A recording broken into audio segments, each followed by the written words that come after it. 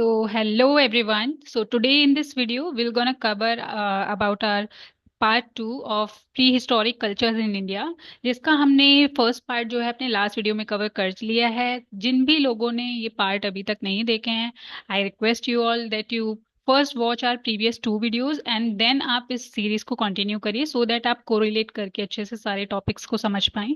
So without any further delay let's get started. So आज जो हम बात करेंगे वो बात करेंगे हम चैल्कोलिथिक एजेस की इंडिया में। ठीक है, क्योंकि हमने जो इस वीडियो का लास्ट पार्ट कवर किया था उसमें हमने स्टोन एज की बात की थी। स्टोन एज में हमने मेजर तीन एजेस की बात की थी, पैलियोलिथिक, मिजोलिथिक एंड नियोलिथिक।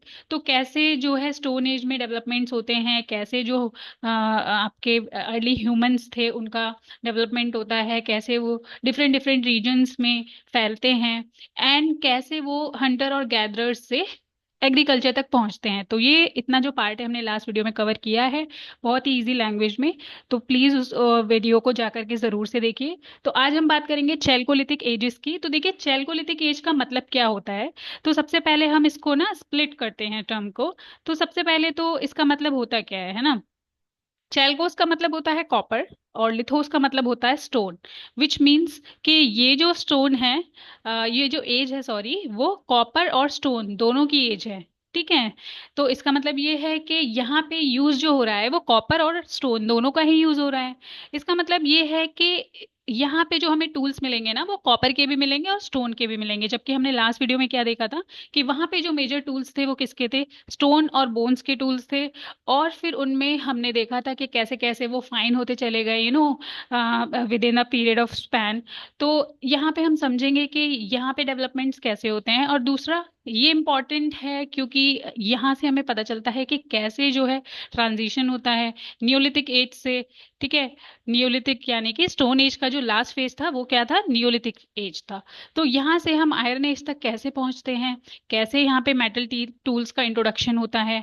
और दूसरा जो पॉटरी हमने देखी थी ना नियोलिथिक एज में, हमने लास्ट वीडियो में कवर किया था कि पॉटर्स व्हील का जो है इन्वेंशन हो चुका था, है ना। यानी कि इनिशियली जो पॉटरी बन रही थी, जितने भी बर्तन बनते थे वो हैंडमेड थे, मिट्टी के बर्तन। और फिर हमने देखा कि नियोलिथिक के एंड में आते आते इन्होंने पहिए का आविष्कार किया जिसकी हेल्प से वो आगे के पॉटरीज बनाते थे। तो यहाँ पे जो पॉटरी है, यानी कि यहाँ पे जो हमें बर्तन देखने को मिलते हैं वो और भी एडवांस फॉर्म के देखने को मिलते हैं और भी लग्जूरियस फॉर्म को देखने को मिलते हैं। तो यही सारी चीजें आज हम इस वीडियो लेक्चर में समझेंगे।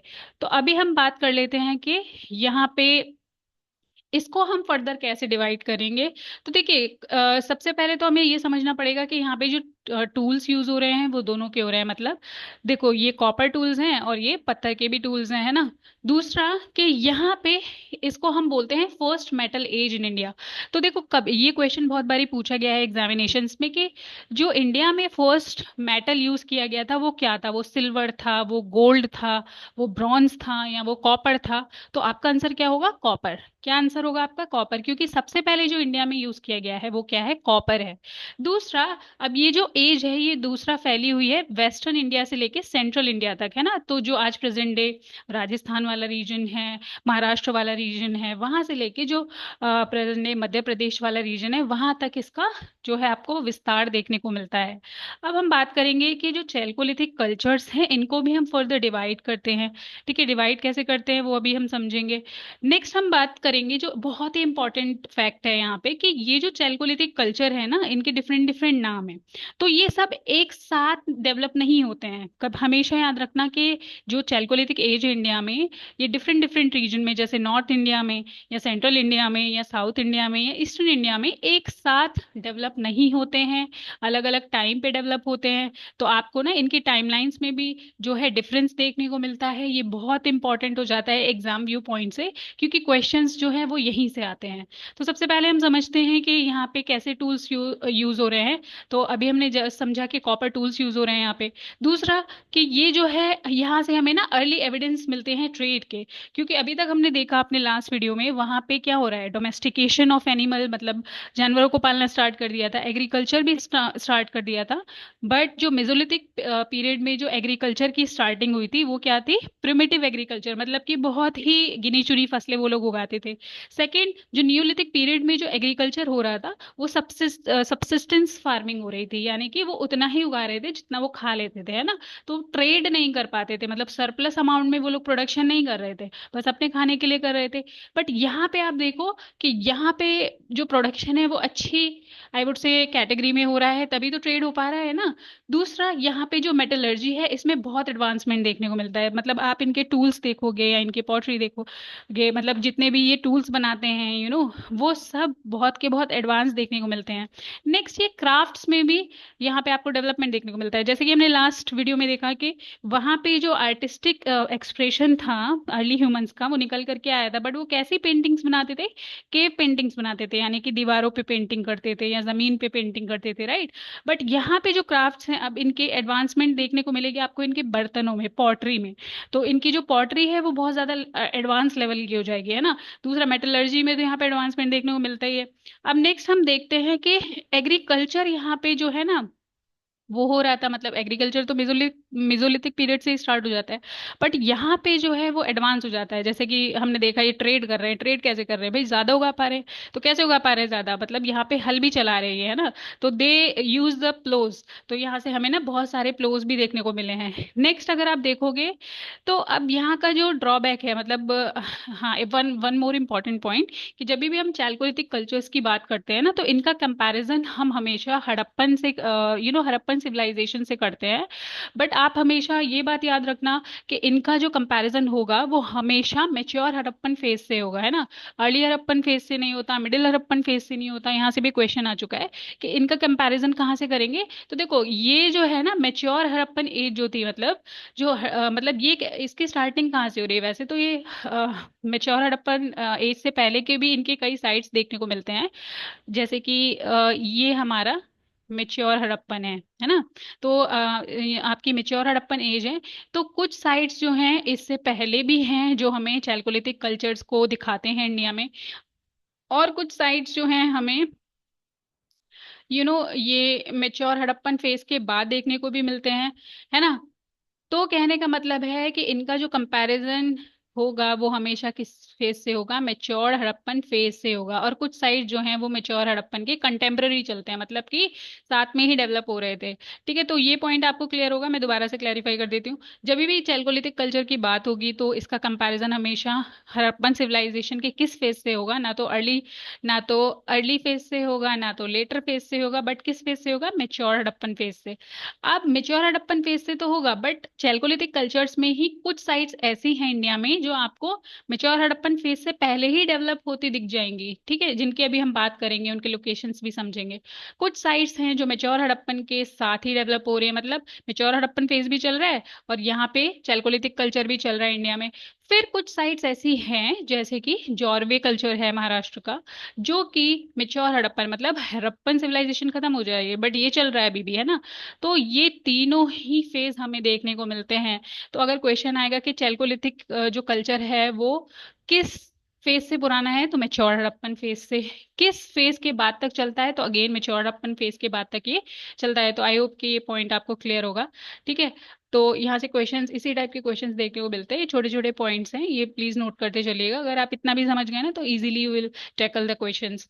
सेकंड, हम यहाँ देखेंगे कि यहाँ पे देखो ये रूरल सेटलमेंट्स हैं। रूरल मतलब कि यहाँ पे ना अभी भी ये मिट्टी के घरों में रहते हैं ना, जैसे सर्कुलर हाउस मिट्टी के, रेक्टेंगुलर हाउस मिट्टी के, बट है सारे के सारे रूरल। और जबकि हड़प्पन सिविलाइजेशन कैसी थी? वो एक अर्बन सिविलाइजेशन थी। तो ये एक बहुत बड़ा आई वुड से कंपैरिजन पॉइंट हो जाता है एग्जाम व्यू पॉइंट से अगेन, कि ये जो सेटलमेंट्स हैं मेजर रूरल सेटलमेंट्स हैं। तो क्या यहाँ पे हमें अर्बन साइट्स के कोई भी मतलब साक्ष्य नहीं मिलते, कोई भी एविडेंस नहीं मिलते? जी हाँ, मिलते हैं।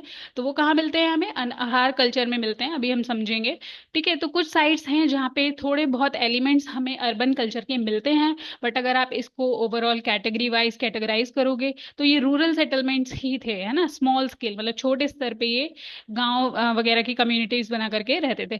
नेक्स्ट अगर हम देखेंगे तो इनकी जो पॉटरीज थी, है ना, यानी कि जो बर्तन थे, अब ये पेंट करने लगे थे। जबकि हमने अर्ली पॉटरीज कैसे देखी थी? अर्ली पॉटरीज में आपको ज्योमेट्रिक पैटर्न्स दिखते हैं, तो यहाँ पे भी आपको डिफरेंट डिफरेंट टाइप के पॉटरीज देखेंगे, वो हम अभी डिटेल में देखेंगे। नेक्स्ट दूसरा, अब देखो वहां पे भी जो है फार्मिंग हो रही थी, बट इतने लार्ज लेवल पे नहीं होती है। यहाँ पे अच्छी खासी फार्मिंग हो रही है, ट्रेड भी हो रहा है। दूसरा हंटिंग, अब ये फिशिंग पे भी आ गए थे। जैसे अगर आप ईस्टर्न इंडिया में इस एज को देखोगे ना, जैसे कि प्रेजेंट डे जो बिहार और बंगाल वाला रीजन है, वहां पे ये लोग फिश और राइस बहुत वास्ट कैटेगरी में कंज्यूम करते थे, और वो आज भी करते हैं, तो है ना। तो आप देख सकते हो कि आज आज तक भी ये प्रैक्टिस कंटिन्यू है। दूसरा पास्टोरलिज्म, मतलब कि क्योंकि विलेज बेस्ड कम्युनिटी है ना, स्मॉल स्केल लेवल पे, तो ये घूमते फिरते रहते थे जहाँ पे इनको टेम्पररी टाइप पे मतलब घूमते थे, फिर शिफ्ट हो जाते थे, है ना, according to the season move करते रहते थे। मतलब सेटल परमानेंट सेटलमेंट नहीं था अभी भी, जैसा कि हमें इंडस वैली सिविलाइजेशन में मिलता है देखने को। नेक्स्ट रिलीजियस प्रैक्टिसेस, अब देखो रिलीजन वाला जो एलिमेंट है यहाँ पे, तो ये थोड़ा थोड़ा मतलब डेवलप हो रहा है अभी। ये टेराकोटा फिगरेंस हमें कुछ मिले हैं यहाँ से, जिसको हमें जिससे हमें समझ में आता है कि ये लोग रिलीजियस लेवल पे मतलब मानते थे, धार्मिक थे ये लोग। तो हमें मदर गॉडेस की मूर्ति मिली है, और कुछ पॉटरी भी मिली है, बर्तन जिसपे मदर गॉडेस का जो फिगर है वो बना हुआ है। नेक्स्ट फिर यहाँ पे बुल को ये एक रिलीजियस सिंबल के रूप में यूज करते थे, है ना। तो बहुत सारे ऐसे यहाँ पे एलिमेंट्स मिले हैं जहाँ पे बुल को देखा गया है। जैसा कि इससे अनुमान लगाया जाता है कि उसको भी एक धार्मिक फॉर्म में देखते थे। नेक्स्ट पिट ड्वेलिंग, मतलब गड्ढे खोद करके उनमें घर बना करके रहते थे। तो ये सीजन के अकॉर्डिंग बहुत अच्छे घर हो जाते हैं, है ना, वार्म रहते हैं ये। नेक्स्ट यहाँ पे आप स्टोर भी करके रख सकते हो चीजें।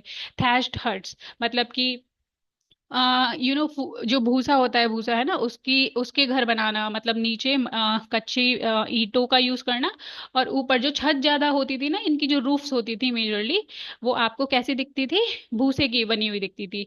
और ओकेजनल फोर्टिफिकेशन, मतलब कि ऐसा नहीं था कि जैसे इंडस वैली सिविलाइजेशन में देखा आपको एक एलिमेंट मिलेगा कि ऊपर एक अपर टाउन है जिसको हम सिटाडेल बोलते हैं, फिर नीचे लोअर टाउन है ना, ऐसा कुछ नहीं था।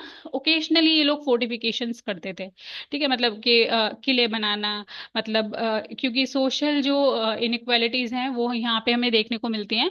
तो ऐसा माना जाता है कि यहाँ के जो चीफ रहते होंगे वो फोर्टिफिकेशन, मतलब यानी कि ऐसे दीवारों के अंदर रहते होंगे, और जो नॉर्मल लोग रहते थे वो नीचे रहते होंगे, बट बहुत लार्ज लेवल पे नहीं है। अगेन ओकेजनल यहाँ पे वर्ड लिखा हुआ है, तो ये प्लीज छोटी छोटी चीजें हैं, इनको जरूर याद रखना।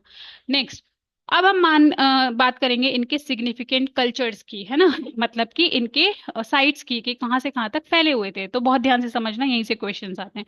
तो सबसे पहले आता है आहार एंड बनास कल्चर। तो ये जो बनास रिवर है ना, प्रेजेंट डे राजस्थान में, वहीं से ये निकल करके आता है।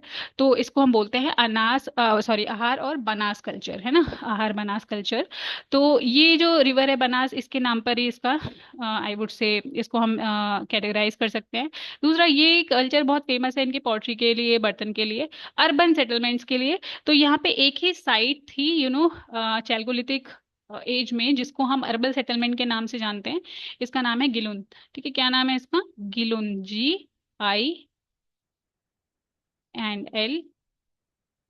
GILUND। ठीक है, तो गिलुन साइट है जिसको हम अर्बन सेटलमेंट के फॉर्म में देखते हैं। बाकी अर्ली मेटल वर्किंग, मतलब यहाँ पे आपको ना मेटल वर्क देखने को मिलता है बहुत ज्यादा। यहाँ पे मेटल के आई वुड से ऑर्नामेंट्स मिलते हैं, टूल्स मिलते हैं आपको।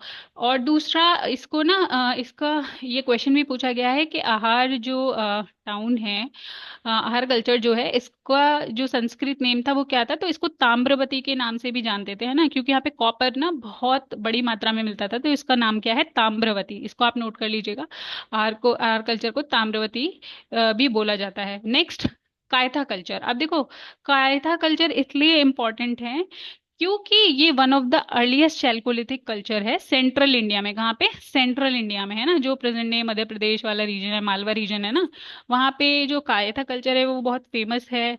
और ये one of the earliest Chalcolithic culture भी है सेंट्रल इंडिया में। और ये आई वुड से कि जो चंबल रिवर है ना, चंबल वहाँ पे फैला हुआ है। प्रेजेंट डे चंबल रिवर और उसके जितने भी ट्रिब्यूटरीज हैं, वो वाला जो रीजन है, आप मैप पे चाहो तो देख सकते हो। वहाँ पे रीजन, वहाँ पे कल्चर फैला हुआ है, देखने को मिलता है। इन सबको एक एक करके अभी हम डिटेल में समझेंगे। नेक्स्ट हम देखते हैं मालवा कल्चर। अब मालवा कल्चर क्यों इंपॉर्टेंट है ये? क्योंकि it is, it is, I would say, the richest culture of the chalcolithic age. मतलब सबसे ज्यादा रिच कल्चर अगर आपको चैल्कोलिथिक एज में देखने को मिलेगा तो वो क्या होगा? मालवा कल्चर।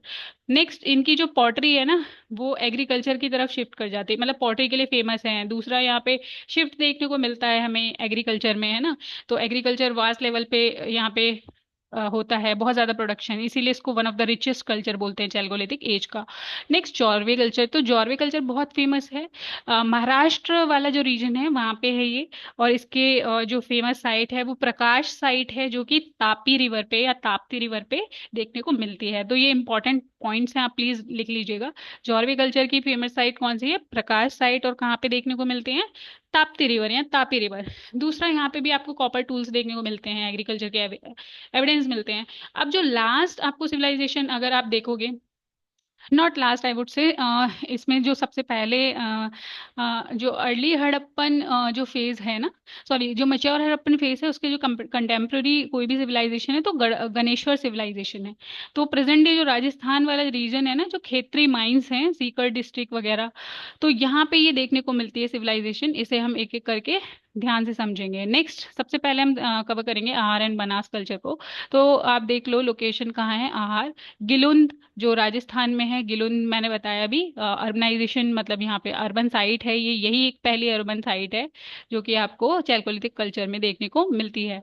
नेक्स्ट, इनकी जो पॉटरी थी, यानी कि इनके जो बर्तन थे वो कैसे थे? अब देखो ये बहुत फेमस है, यहाँ से क्वेश्चन आते हैं। Black and red ware, black and red ware with white painted designs. तो देखो ऐसा होता था जैसे कोई मिट्टी का बर्तन है, ठीक है, तो ये इतना रेड है, ऊपर से ब्लैक है, और उस पे जो डिजाइन है ना वो व्हाइट कलर से बने हुए हैं, ठीक है। तो देखो यहाँ पे आपको कुछ कुछ दिख जाएंगे, वैसे बहुत ज्यादा तो नहीं मिले मुझे, बट आपको जो समझाने के लिए यहाँ पे लगाया हुआ है, तो आप देख सकते हो। दूसरा, इकोनॉमी कैसी थी? एग्रीकल्चर बेस्ड इकोनॉमी थी, कॉपर टूल यूज करते थे। अब देखो यहाँ पे जो घर मिल रहे हैं ना, रेक्टेंगुलर मड हाउसेस मिल रहे हैं, है ना। तो यहाँ पे सोशल इनइक्वालिटीज का थोड़ा सा आपको एविडेंस देखने को मिलेगा कि जो चीफ है वो रेक्टेंगुलर हाउस में रह रहा है और जो नॉर्मल लोग हैं वो सर्कुलर हाउस में रह रहे हैं, ठीक है। नेक्स्ट, अब देखते हैं हम कायता कल्चर। अगेन जो सेंट्रल इंडिया का पहला कल्चर है, चंबल और उसकी जो जितनी भी ट्रिब्यूटरीज हैं वहाँ पे ये देखने को मिलता है। यहाँ की जो पॉटरी है उसको, उसका जो नाम है रेड स्लिप्ड वेयर। क्या नाम है उसका? Red slipped ware with painted designs, with painted designs.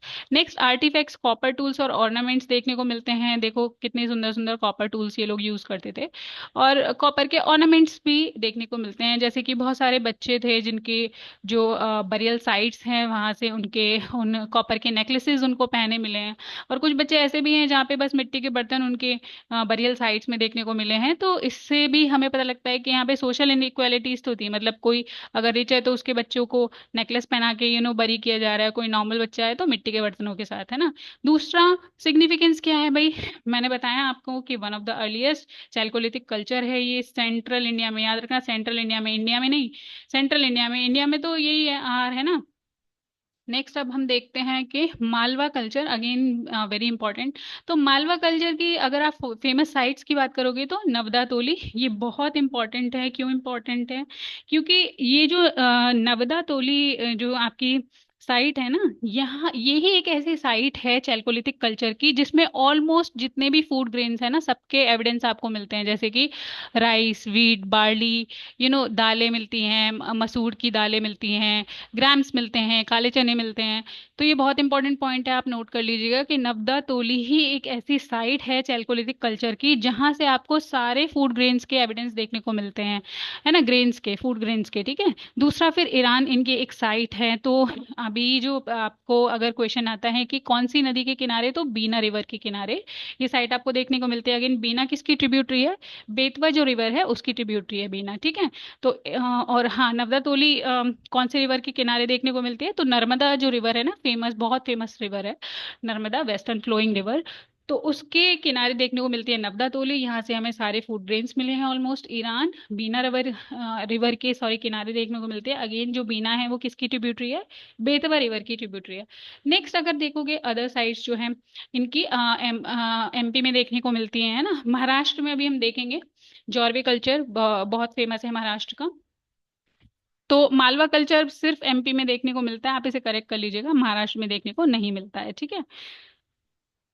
एक सेकेंड में, मतलब कुछ एक साइट्स हैं, आप ऐसे समझ सकते हो कि कुछ एक साइट्स हैं इनकी जो महाराष्ट्र तक जाती है, एच तक जाती है, जैसे कि जो अपर वाला रीजन है, ठीक है। बट हाँ मोस्टली ये एमपी में ही फैला हुआ है मालवा कल्चर। नेक्स्ट हम देखते हैं कि ये यहाँ की पॉटरी कैसी थी, है ना। तो पॉटरी जो बर्तन है यहाँ के थिक रेड वेयर हैं, देखो ऐसे करके मिट्टी के बर्तन बना देते ये। और उस पे ब्लैक पेंटेड डिजाइन, मतलब ब्लैक कलर से जो डिजाइन है उसको पेंट किया गया है ना। तो ऐसे करके आपको ना याद रहेगा पिक्चर से, इसलिए क्योंकि ये नाम पूछे जाते हैं कि ये जो ब्लैक पेंटेड डिजाइन है विथ थिक रेड वेयर ये कौन से कल्चर में देखने को मिलते हैं, है ना। या पेंटेड ग्रेवेयर ये कहाँ पे देखने को मिलते हैं, ऐसे करके पॉटरीज के नेम पूछे जाते हैं मिट्टी के बर्तनों के। तो याद रखना इन्हें, बस ये याद कर लोगे तो बहुत इजीली आप क्वेश्चन कर लोगे, कोई भी एग्जाम हो, बैंक सॉरी एसएससी हो, यूपीएससी हो, स्टेट पीएससी हो। Next economy. अब इकोनॉमी कैसी है? एग्रीकल्चर है, मैंने बताया क्या क्या उगाते थे, देखो ये सब उगाते थे, बार्ले, वीट, राइस, लेंटिल्स, है ना, जितने भी दालें हैं वो मोस्टली दालें, चने वगैरह सब सब उगाते थे। दूसरा यहाँ पे ना सेमी प्रीशियस स्टोन्स, जैसे आपके स्टोन्स भी देखने को मिले हैं, है ना। जैसे आपका लेपिस लजूली, है ना, कार्नेलिन, ये सारे स्टोन्स भी देखने को मिले हैं यहाँ पे। इनका भी ये लोग ट्रेड करते थे, तो ये बहुत इंपॉर्टेंट पॉइंट है, याद रखना ये, ठीक है। नेक्स्ट अब हम देखते हैं हाउसिंग। अब अगेन ये रेक्टेंगुलर घरों में रह रहे हैं बट स्टोन, पत्थर की फाउंडेशन है उनकी और उनके ऊपर घर बना रहे हैं ना, थोड़ा सा एडवांसमेंट यहाँ पे हमें हाउसेज में देखने को मिल जाता है। Next Jorwe culture, again very famous. तो जॉर्वे कल्चर जो है वेस्टर्न महाराष्ट्र का है, कहाँ है ये? वेस्टर्न महाराष्ट्र में देखने को मिलता है आपको।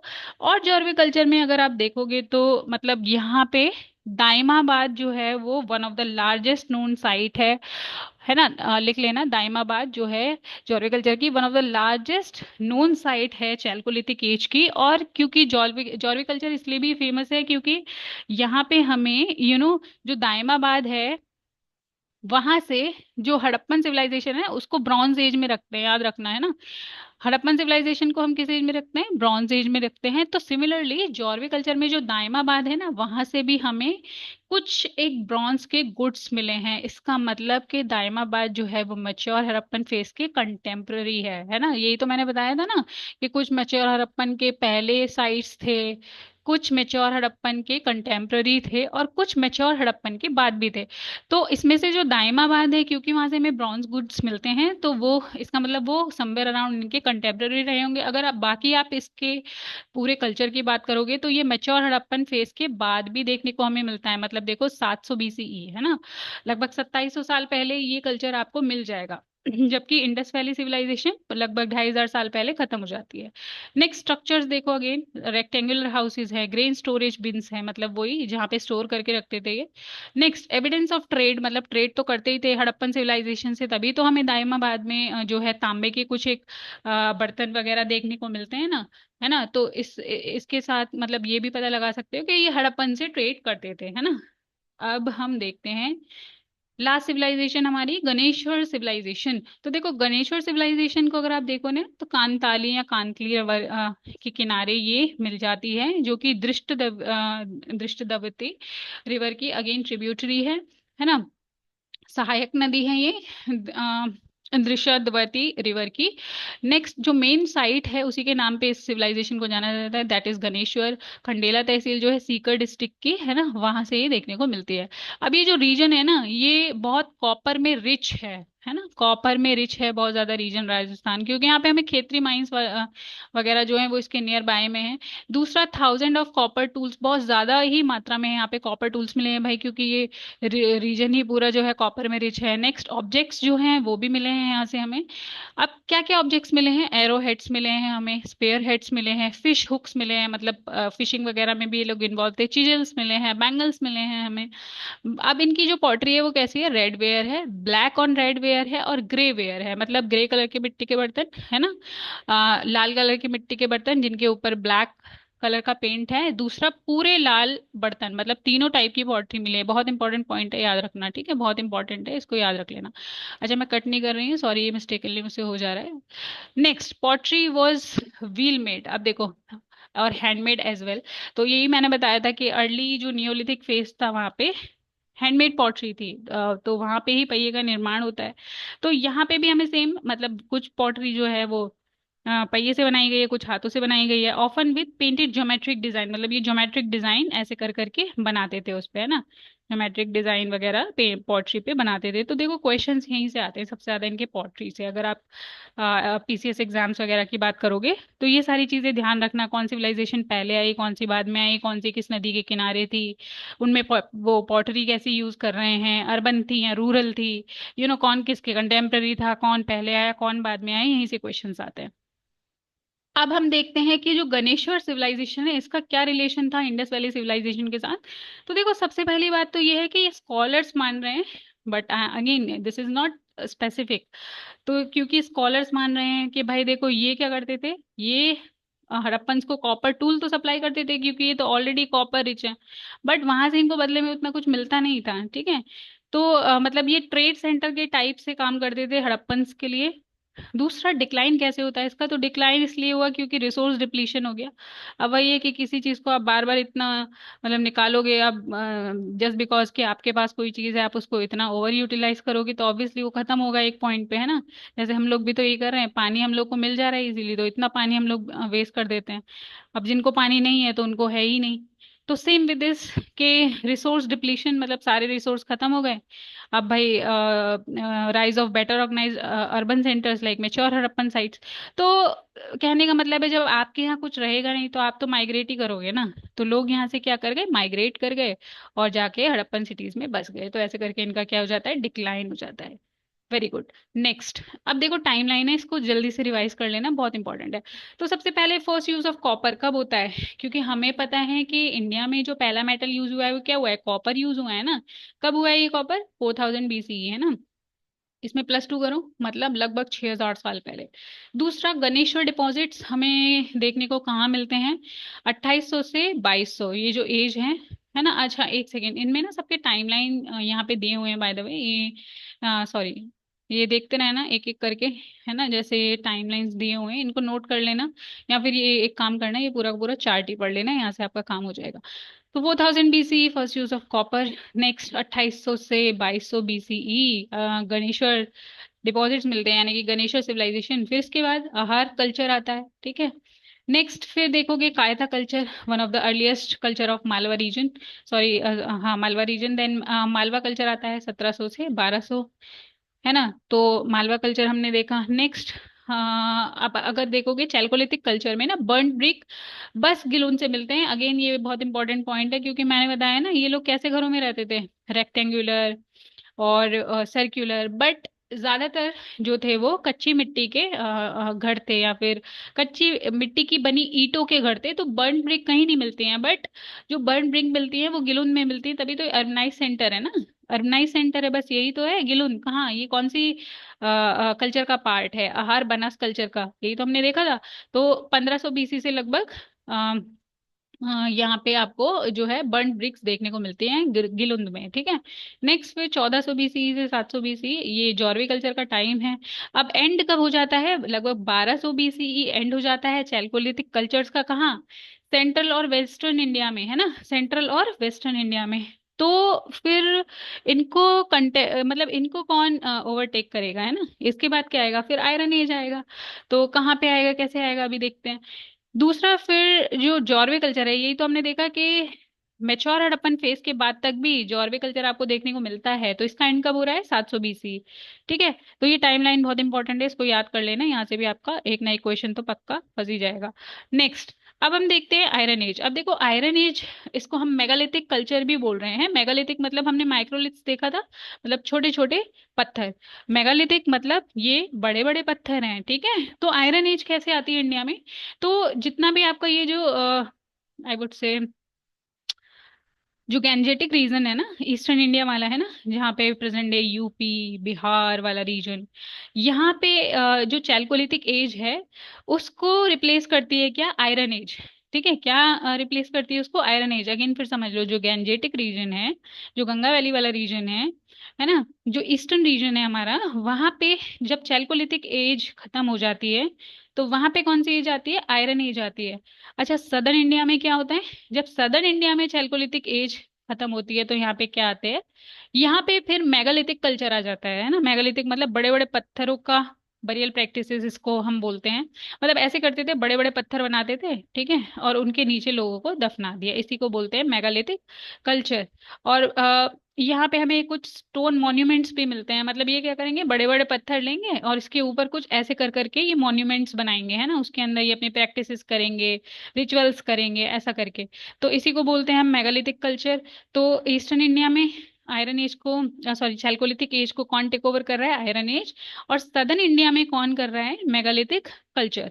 तो ये दोनों कल्चर्स हैं, ये इनका टाइमलाइन है।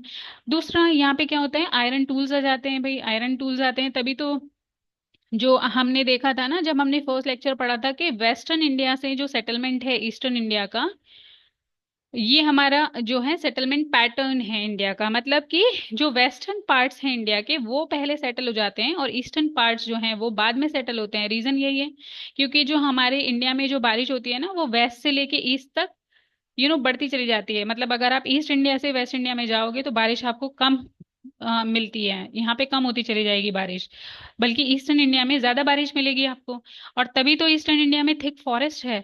अब क्योंकि यहाँ पे फॉरेस्ट बहुत ज्यादा थिक है, तो इसको क्लीन नहीं किया जा सकता ना पत्थरों से या कॉपर के टूल्स से। इसको तो भाई कुल्हाड़ी वगैरह चाहिए, तभी तो कटेगा ना ये। तो आयरन एज इसलिए ही ईस्टर्न इंडिया में आती है, क्योंकि फिर यहाँ पे फॉरेस्ट को क्लीन किया जाता है आयरन की हेल्प से। अर्बनाइजेशन आता है, एग्रीकल्चर वास्ट स्केल पे होता है। ठीक है, तो इसीलिए जो ईस्टर्न सेटलमेंट है ना इंडिया का, वो बाद में हो पाया और वेस्टर्न सेटलमेंट्स पहले हो गया। ठीक है, दूसरा फिर जो हिमालय में पासेस है, वो भी एक्सेस मिल जाता था। तो मतलब जो भी लोग इंडिया में आते थे, वो वेस्टर्न पार्ट पे पहले सेटल होते थे, है ना। तो आगे अभी हम ये बहुत डिटेल में पढ़ेंगे, अभी इतना ही समझो। नेक्स्ट फिर rise of complex social structure, ये तो हमने देखा ही कि सोशल स्ट्रक्चर भाई अब ये कॉम्प्लेक्स होता चला जाएगा। जैसे हमने देखा कि इनिशियली जो है रेक्टेंगुलर हाउसेज हैं, सर्कुलर हाउसेज हैं। फिर कुछ बच्चे थे जिनके हमें बरियल्स मिले हैं, जहाँ पे कुछ बच्चे हैं जिनके नेकलेसेस कॉपर के हैं, और कुछ बच्चे हैं जिनको मिट्टी के बर्तनों के साथ ही दफना दिया गया है। ठीक है, तो ये सोशल इनइक्वालिटीज हैं, और ये आगे चल के और भी कॉम्प्लेक्स हो जाएगा। जैसे ट्राइबल चीफ्स, भाई ये रेक्टेंगुलर घरों में रहेंगे, ऑर्गेनाइज सेटलमेंट होना चाहिए। और जो नॉर्मल लोग हैं वो मिट्टी के घरों में रहेंगे, है ना, या फिर सर्कुलर हाउसेज में रहेंगे, छोटे घरों में रहेंगे। दूसरा कल्चरल ट्रांजिशन हमें ये भी देखने को मिलता है कि जो चैल्कोलिथिक एज है ना, यहाँ से लेकर के early iron age southern India में आती है। और डेक्कन पार्ट जो है इंडिया का, ये डेक्कन प्लेट्यू, यहाँ पे हमने देखा ही अभी कि यहाँ पे मेगालिथिक एज आएगी। ठीक है, next early evidence of iron and metallurgy, pottery, burial practices. अब बरियल प्रैक्टिसेस में क्या देखने को मिलता है? जैसे महाराष्ट्र वाला जो रीजन है, यहाँ से भी क्वेश्चन आता है, ये पॉइंट इंपॉर्टेंट आप लिख लेना। यहाँ पे जो बरियल प्रैक्टिसेस है वो कैसे होती है? मतलब यहाँ पे अगर कोई मरेगा तो उसको कैसे दफनाएंगे? North to south. कैसे दफनाएंगे? North to south. ये क्वेश्चन आता है, ये लिख लेना। ठीक है, तो महाराष्ट्र वाले रीजन में बरियल प्रैक्टिसेस कैसे हो रही हैं? डेड बरियल कैसे हो रहा है? नॉर्थ टू साउथ डायरेक्शन में हो रहा है। और अगर आप यहाँ जाओगे साउथ इंडिया में, तो साउथ इंडिया में कैसे हो रहा है भाई? ये हो रहा है ईस्ट टू वेस्ट। ठीक है, मतलब ऐसे ऐसे दफना रहे हैं उसको, ईस्ट टू वेस्ट। ठीक है, तो ये कुछ इनके बरियल प्रैक्टिसेस थे, ये हमने देखा। अब हम आ जाते हैं सिग्निफिकेंट साइट्स पे। तो ये देखो इनकी सिग्निफिकेंट साइट्स है किसकी? आयरन एज की। ये मस्की है, ठीक है, ये जो है आदिचनल्लूर है तमिलनाडु में, है ना। तो ये इनकी फेमस साइट्स हैं। तो जैसे हल्लूर है कर्नाटका में, है ना।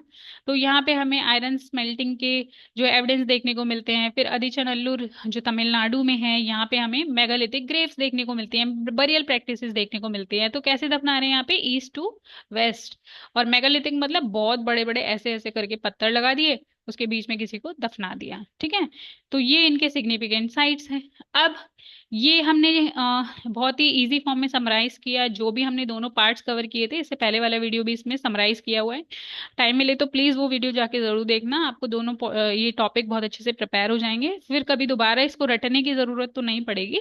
क्वेश्चन वगैरह हम प्रैक्टिस करेंगे तो वहां से आपको और भी हेल्प मिल जाएगी, मतलब और आपका टॉपिक बिल्कुल क्रिस्टल क्लियर हो जाएगा। तो ये सबसे पहले हमने पढ़ा था क्या? पार्ट वन में पैलियोलिथिक एज, जिसको हम फर्दर डिवाइड करते हैं किसमें, लोअर पैलियोलिथिक, मिडिल पैलियोलिथिक, अपर पैलियोलिथिक। टाइमलाइन क्या है, 2 मिलियन ईयर्स अगो, है ना। यहाँ पे हमें कौन देखने को मिलता है, होमो हेबिलिस, जो कि one of the earliest form है ह्यूमंस की। ठीक है, और ये चलती कब तक है, 10,000 BC, मतलब +2 करोड़, लगभग 12,000 साल पहले। फिर हंटर गैदरर्स थे ये, और इनके जो टूल्स थे वो मोटे मोटे देखने को मिलते हैं, ऐसे ऐसे मोटे मोटे, मतलब इस टाइप के टूल्स थे इनके। ठीक है, देखो खुरदरे खुरदरे खुरदरे, मतलब पॉलिश टूल्स नहीं है ये, है ना। तो ये इनका डिवीजन है फर्दर। अब जो साइट्स हैं क्या है, सोन वैली, सोन वैली कहाँ है, अभी जो पंजाब वाला रीजन है पाकिस्तान का, वहां पे भिमबेटका मध्य प्रदेश, है ना, Attirampakkam Tamil Nadu. Then mesolithic period, mesolithic period, यहाँ पे हमें माइक्रोलिथ्स देखने को मिलते हैं, छोटे छोटे टूल्स पत्थर के, है ना, लगभग 5 सेंटीमीटर या उनसे भी कम के जो टूल्स हैं ये हमें देखने को मिलते हैं, माइक्रोलिथ टूल्स देखने को मिलते हैं। फिर डोमेस्टिकेशन ऑफ एनिमल, यहाँ से स्टार्टिंग हो जाती है। ठीक है, दूसरा साइट्स क्या है, बागौर राजस्थान, आदमगढ़ अगेन मध्य प्रदेश। तो ये फेमस साइट्स है। ठीक है, तो यहीं से हमें डोमेस्टिकेशन ऑफ एनिमल के आदमगढ़ से अर्लीस्ट एविडेंस भी देखने को मिलते हैं। ठीक है, कहाँ पे, मेसोलिथिक पीरियड में, इंडिया में नहीं, इंडियन सब कॉन्टिनेंट में कहाँ देखने को मिलते हैं, ये मैंने कल वीडियो में बताया था, जल्दी से कमेंट करके बताना। Next, neolithic age, neolithic age का ये टाइमलाइन है, तो ये इंपॉर्टेंट क्यों है भाई, यहाँ से डोमेस्टिकेशन भी हो रहा है। फिर पॉलिश टूल्स हैं, टूल्स जो हैं पहले ये बड़े बड़े टूल्स, फिर माइक्रोलिथ्स, फिर यहाँ पे पॉलिश हो गए, मतलब बहुत फाइन टूल्स थे। दूसरा इंपॉर्टेंट साइट्स है मेहरगढ़, बुरजाहम, जम्मू एंड कश्मीर, चिरान बिहार में, है ना। फिर हम देखते हैं चैल्कोलिथिक एज, ये तो हमने बहुत डिटेल से पढ़ा, अहारबानस कल्चर, मालवा, जॉरवे, कायथा। ठीक है, इनके सेटलमेंट्स देखे, पॉटरी देखी, एग्रीकल्चर देखा, तो ये हमने सब कवर किया। अब हम देखते हैं कल्चरल सिग्निफिकेंस की, क्यों हम ये सब पढ़ ही क्यों रहे हैं भाई, है ना क्यों पढ़ रहे हैं, एग्जाम निकालने इसीलिए पढ़ रहे हैं। लेकिन अगर आप देखोगे तो नॉलेज को बस एग्जाम निकालने के लिए नहीं एक्वायर किया जाता, है ना, to understand each and everything and to learn a lot of things from our past. That is the major agenda of this series. तो दूसरा, टेक्नोलॉजिकल एडवांसेस हमें तो देखने को मिल रहे हैं ना, देखो कैसे बड़े बड़े पत्थरों से ये फाइन टूल्स तक पहुंच गए, इवन मेटल टूल्स तक पहुंच गए। स्टार्टिंग में तो पत्थर के सारे टूल्स थे, फिर ये मेटल भी देख लिया इन्होंने, उसके भी टूल्स बना लिए। पॉटरी, बर्तनों में एडवांसमेंट देखने को मिलता है ना, पहले के सेम पैटर्न पे बर्तन आ रहे हैं, फिर ये उनको पॉलिश पॉटरी देखने को मिलती है लेटर फेज में। फिर सोशल स्ट्रक्चर देखा, पहले हंटर गैदरर्स थे, कोई घर नहीं था, रॉक्स केव्स में रहते थे। फिर मिट्टी के घर देखने को मिलते हैं। फिर अब यहाँ से जो है ना सेटलमेंट की स्टार्टिंग हो रही है, मतलब विलेज बेस्ड कम्युनिटीज की स्टार्टिंग हो रही है। फिर ये अर्बनाइजेशन होगा, और आगे चल के मतलब पूरी सिविलाइज सोसाइटीज बनेगी, सिविलाइजेशंस बनेगी, जैसे Indus valley civilisation. Trade network develop develop हो रहा है, क्योंकि ये कंटेम्प्रेरी हैं हड़प्पन्स के, तो उनसे ट्रेड भी कर रहे हैं। रिलीजियस प्रैक्टिसेस देखने को मिल रही हैं, है ना, मदर गॉडेस, और बुल को भी एक रिलीजियस सिंबल के फॉर्म में देखते थे, है ना, रिचुअल्स भी करते थे। अब ये तो देखो थोड़ा सा ज्यादा हो गया है, इसका तो एविडेंस नहीं है बहुत ज्यादा, हाँ, बट रिलीजियस बिलीफ इनके थे, ये देखने को मिलता है। Legacy, foundation for subsequent iron age culture and urbanisation, इसकी तो फाउंडेशन तो दे ही रहा है ना हमें, कि आयरन एज आ रही है, फॉरेस्ट को क्लीन किया जा रहा है, तभी तो अर्बनाइजेशन होगा, है ना। प्लेन्स, फर्टाइल प्लेन्स वाले रीजन में ही जो है अर्बनाइजेशन होता है। तो ये हमने बहुत ही अच्छे से दोनों पार्ट्स में बहुत इंपॉर्टेंट चैप्टर्स को कवर किया। आई होप कि आपको ये समझ में आए होंगे। एंड इसी तरह के इंटरेस्टिंग वीडियोस देखने के लिए हमारे चैनल को सब्सक्राइब और लाइक करिए। एंड तब तक के लिए take care, bye bye all, thank you so much.